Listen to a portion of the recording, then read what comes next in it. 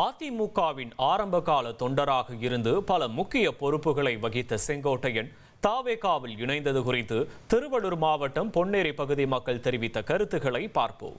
அவர் போய் சேர்ந்திருக்கிற முடிவு தப்பு தான், சரியானு நம்ம சொல்ல முடியாதுல்ல.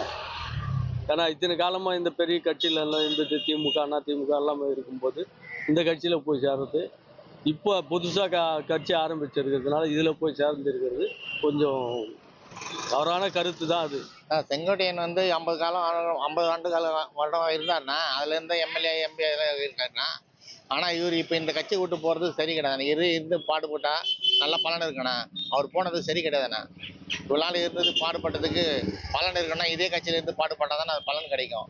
அவர் அடுத்த கட்சியில் போனால் அந்த பலன் கிடைக்காதுண்ணா. அதிமுகவில் அவருக்கு மரியாதை இல்லை, அவர் கேட்குற இது கொடுக்கலன்ற ஒரு காரணம் இருக்கலாம், இல்லை அவருக்கு அதிருப்தியாக இருக்கும் போயிடத்தில் இருக்கிற இது, அதனால் அதுக்கு போயிருக்காரு, அவ்வளோதான். மற்றபடி அவரோட எதிர்காலம்லாம் எப்படி இருக்குன்றதெல்லாம் புதுசாக ஒரு கட்சி ஆரம்பிச்சதில் போய் சேர்ந்தால் கண்டிப்பாக ஒரு நல்ல பதவி எதனா ஒன்று கொடுப்பாங்கன்னு ஒரு ஆசை இருக்கலாம்.